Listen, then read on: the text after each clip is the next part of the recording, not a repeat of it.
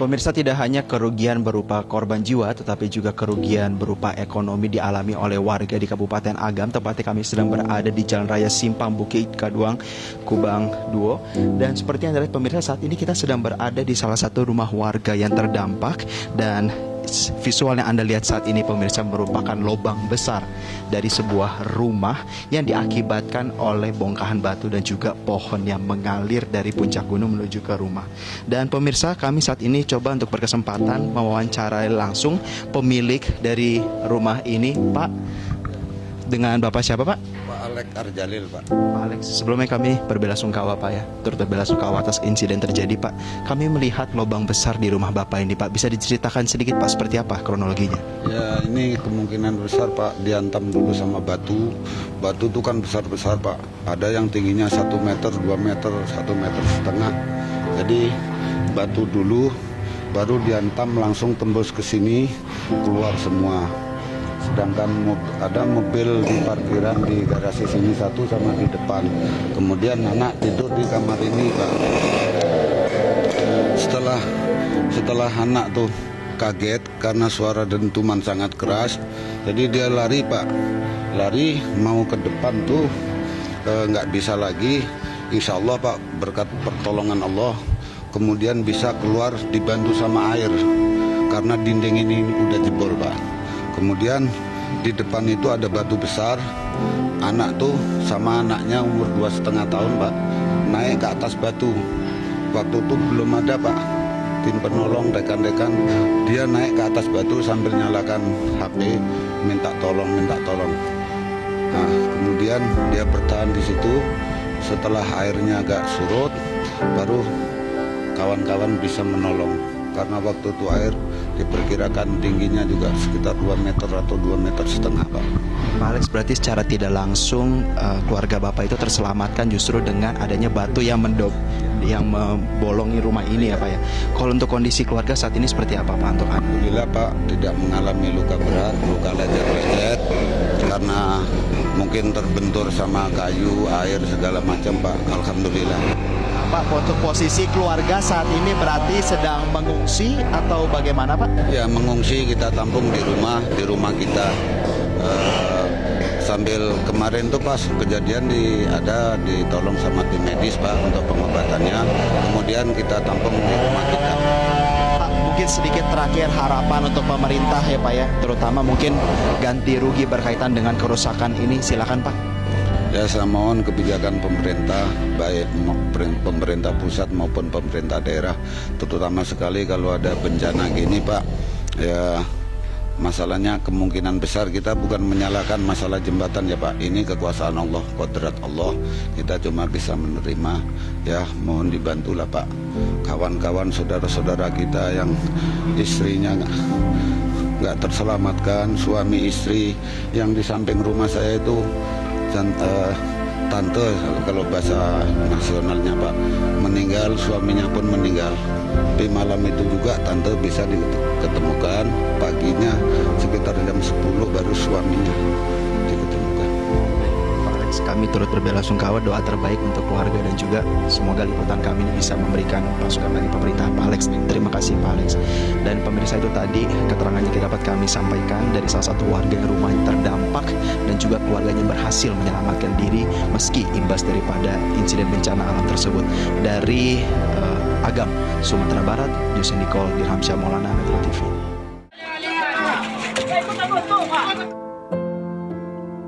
Eva tidak bisa membendung air matanya saat menuju posko penanggulangan bencana lahar dingin Gunung Merapi di Sekolah Dasar 8 Kubang 2 Koto Panjang Bukit Batabuah, Kabupaten Agam, Sumatera Barat. Suasana mencekam saat banjir lahar masih terus dirasakannya. Betapa tidak, saat peristiwa banjir bandang lahar dingin terjadi, dirinya tengah tinggal berdua dengan anaknya yang masih berusia 5 tahun. Sementara suaminya sedang bekerja di daerah lain. Air mata Eva langsung tumpah saat menceritakan detik-detik dirinya beserta anaknya sempat terbawa arus lahar dingin dan tenggelam. Dirinya pun berusaha sekuat tenaga memegang sang buah hati dengan kuat agar tidak terpisah. Oh, nggak di rumah waktu kejadian? Di rumah, aku bisa keluar lantaran batu gede itu nerobos rumah aku. Jadi aku bisa keluar. Terus aku sama anak tenggelam. Anak yang umur 3 tahun. Ya 5 tahun alhamdulillah aku pegang sampai tenggelam sampai pegang anak. Kesedihan Eva semakin bertambah saat mengetahui bahwa para tetangganya telah meninggal semua. Berdasarkan data BNPB, hingga saat ini korban jiwa yang meninggal dunia akibat bencana banjir lahar dingin gunung berapi mencapai 50 orang.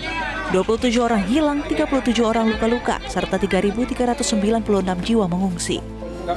Adapun rincian dengan korban meninggal dunia diantaranya Kota Padang Panjang 2 orang, Kabupaten Agam 20 orang, Kabupaten Tanah Datar 19 orang, Kota Padang 1 orang, Kabupaten Padang Pariaman 8 orang. Dari Kabupaten Agam, Sumatera Barat, Afrizir, Metro TV. Untuk mengetahui lebih lanjut apa saja yang dilakukan oleh warga ini, kita bisa berbincang langsung. Pak, minta maaf, Pak, ini apa yang Bapak lakukan? Ini ada kitab-kitab suci Al-Quran, buku-buku anak-anak. Nah, itu yang dibersihkan yang kena lumpur. Saat peristiwa Bapak berada di mana? Saat peristiwa saya berada di Padang. Ada berapa orang di rumah? Di rumah sini ada 10 kepala. Ada 10. Yang di rumah ini. Yang di sini ada 3.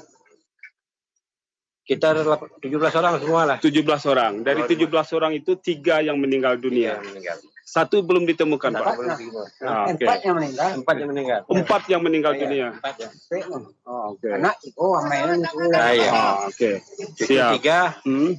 ibunya 1. Oke. Ini apakah rumahnya masih bisa dimanfaatkan atau tidak? Aduh, lihat sendirilah, Pak. Sudah hancur kayak ini, penuh kayu, lumpur, batu dalam. Gak bisa ditempati sama sekali. Oke. Saat ini Bapak mengungsi di mana? Nah, di tempat saudara, di atas, di Tanjayo namanya. Ya, pemirsa, Bapak Muhammad Rasid ini sendiri tidak tinggal di sini saat ini karena kondisi rumahnya benar-benar sudah parah.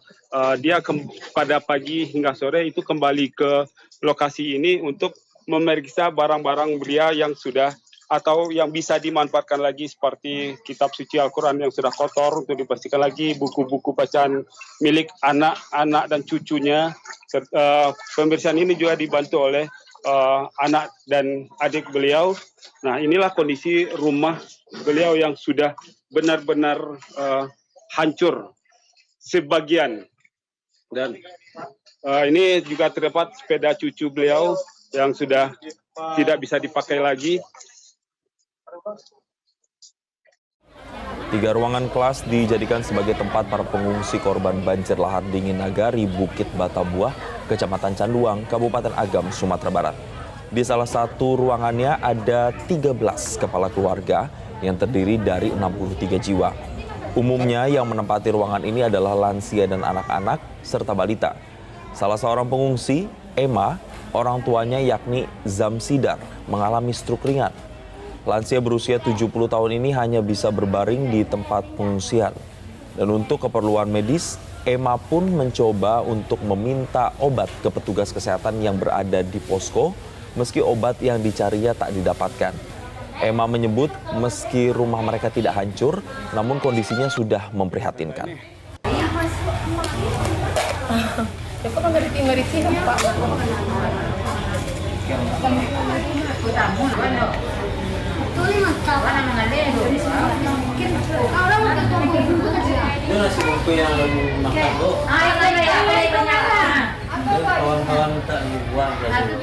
Ya rusak bang, kalau maksudnya agak goyang-goyang. Soalnya rumah saya kan rumah papan.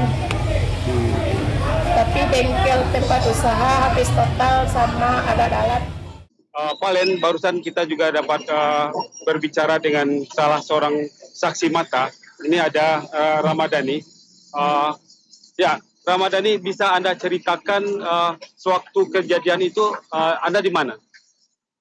Lagi di rumah, Pak. Jadi kejadian itu kalau nggak salah jam 11 atau jam 11 kurang antara itulah. Cukup keras.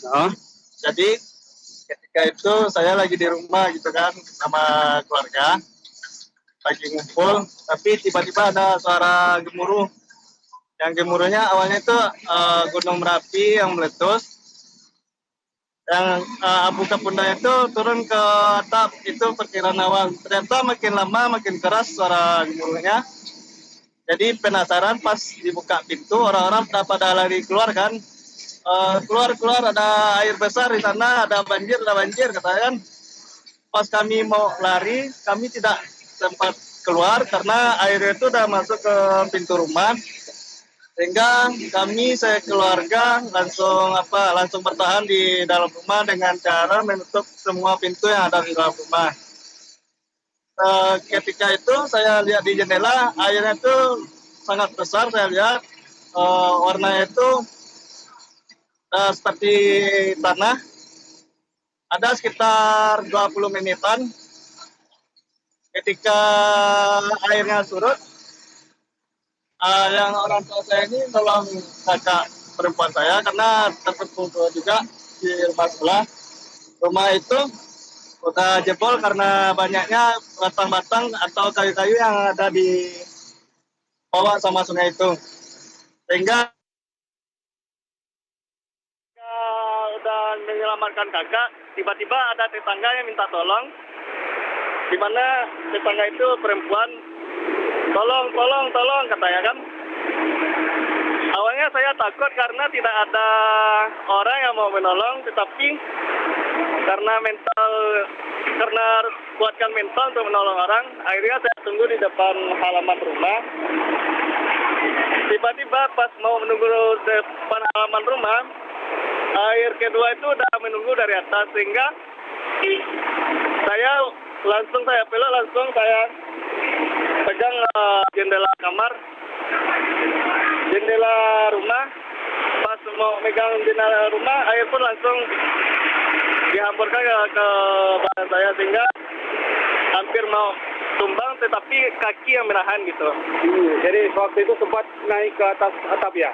Iya, ketika itu pas tetangga masuk ke dalam rumah gitu kan, pintu rumah ini nggak bisa dikunci lagi gitu kan, karena udah banyak lumpur yang berhamburan sama kayu-kayu, sehingga untuk mencari akal bagaimana cara kita bertahan hidup. Jadi jalan satu-satunya itu dengan cara melubangi atap rumah dan menaikinya gitu. Oke, terima kasih Pak Ren. Ya, Pak Ren, itu salah satu cerita heroik yang dilakukan oleh Ramadhani, dan dia menyaksikan secara langsung peristiwa lahar dingin tersebut. Jelajahi cara baru mendapatkan informasi. Download Metro TV Extend sekarang.